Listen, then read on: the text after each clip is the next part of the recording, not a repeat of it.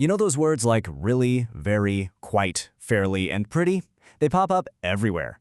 And yeah, they seem like they all kind of do the same thing, but picking the right one, that can totally change what you're trying to say. So let's finally get this all cleared up. Okay, think about this for a second. Are you fairly sure about your grammar? Or are you very sure? See that? The first one sounds like you're, kind of confident. But the second one? That's total certainty. It's that little difference, that nuance, that we're going to master today. First up, let's look at what I like to call the power boosters. Simple, right? These are the adverbs you reach for when you want to crank up the volume on an idea. We're talking about really, very, and quite. Now, really and very. These are the heavy hitters. Their main job is just to make everything stronger. So you're not just happy, you're really happy. You're very happy. And a lot of the time, you can swap them out, no problem. But, and this is a big but, there's a catch. And here it is. This is probably the most important rule you need to remember from this whole explainer. You can say, I really like chocolate, because really can modify a verb. But you can never say, I very like chocolate. It just doesn't work. Very cannot be used before a verb. That one rule is a total game changer. So where does quite fit in? Well, think of it as a power booster, but maybe it's not turned up to 11. If you say the musicians played quite well, that's a genuine compliment. It means they were good, definitely above average. It just doesn't have that absolute top-level punch of very well or really well. This little chart makes it super clear. At the top of our strength meter, you've got the champions, really and very. Then, just a step below, giving you some solid emphasis, is quite. It's a nice, simple way to picture the level of intensity you're going for. All right, time to switch gears. Let's look at the flip side. We're moving on to a group I call the moderators. And as you can probably guess, these words do the exact opposite of our power boosters. They actually tone things down a bit. So here they are, fairly and pretty. And for the most part, you can use them interchangeably. When you say something is fairly loud or pretty loud, you're basically saying, yeah, it's loud, but it's not crazy loud. You're acknowledging the quality, but you're also putting a little limit on it. Okay, you've seen the rules, you've seen the examples.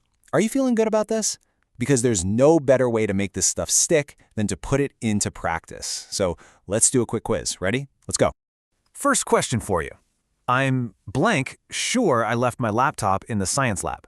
Would you go with fairly here or pretty? Take a second to think about it.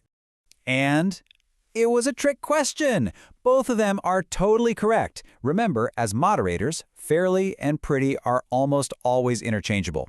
They both get across that feeling of being mostly sure, but maybe not 100% positive. If you caught that, great job. Okay, next up. I blank want to order dessert, but I'm too full.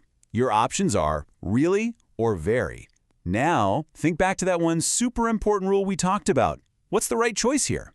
The answer has got to be really. And why is that? Because the word right after the blank is want, which is a verb. And what's our golden rule? Very can't modify a verb. It just can't do it. Simple as that. Let's try another.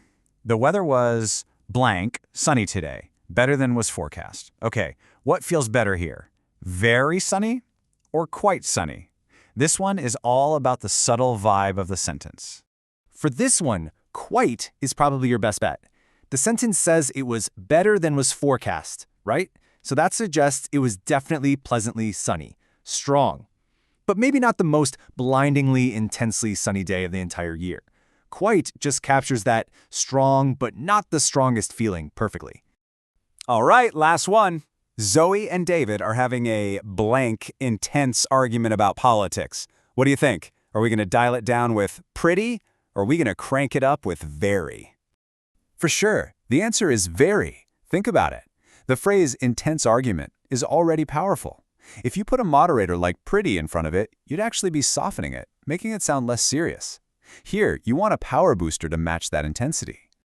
Excellent work. Seriously, you just went through some of the trickiest adverbs in English. So let's just do one final super quick recap to make sure these rules are totally locked into your brain. So here's the whole thing in a nutshell. For maximum power, you want really or very. For a solid, strong meaning, go with quite. To dial things down a bit, use fairly or pretty. And of course, never ever forget that golden rule, only really can be used before a verb. And there you have it.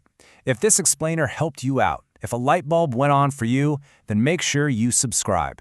We're putting out these kinds of essential grammar breakdowns all the time to help you get clear and confident. But hey, before you go, I want to ask you something. What other parts of English grammar are just confusing? We make these explainers for you, so let us know in the comments what you want us to tackle next. Thanks so much for watching, and I'll see you in the next one.